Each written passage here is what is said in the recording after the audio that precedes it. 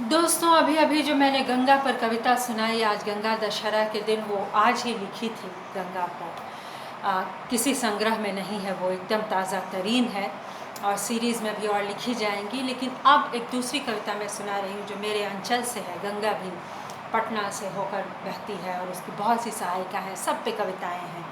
फ़िलहाल जो कविता सुना रही हूँ उसमें गंडक आएगी और भी बहुत सी बातें आएंगी।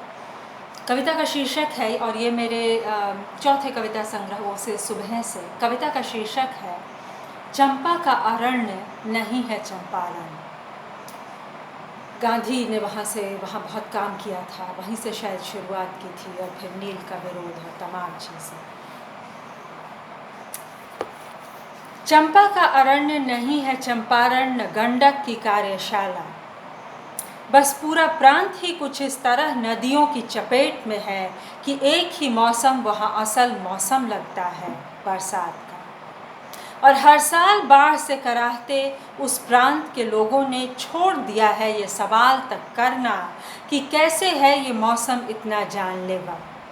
इस डर से कि कहीं वशीकरण के नाम पर हत्या न हो जाए उनकी नदियों की, वे वाकई चिंतित थे।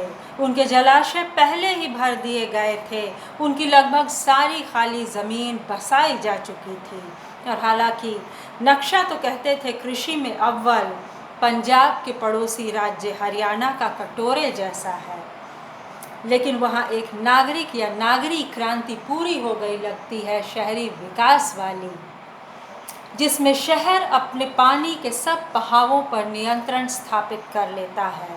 वो अराजक नहीं होते।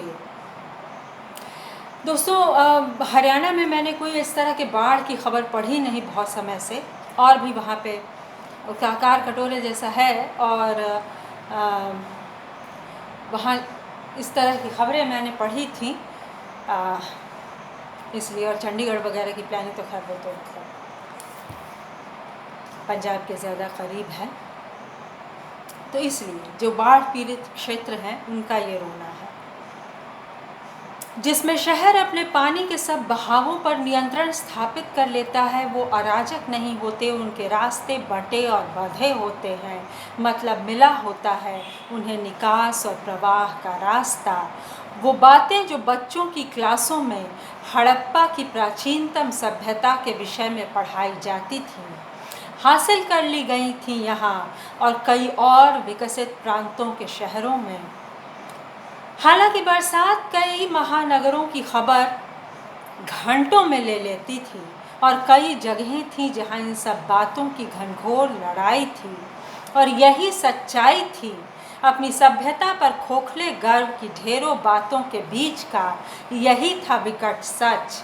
और नदी खंगाल रही थी लोगों की आत्मा और देह, खेत और खलिहान, मानो नदी में बसते हों प्राण, और उसकी पागुर में साल भर की पैदावार। आशा है ये कविता पसंद आएगी। चंपा का अरण्य नहीं है चंपारण, है ना? तो शुक्रिया दोस्तों, लाइक और सब्सक्राइब करें। नमस्कार और धन्यवाद।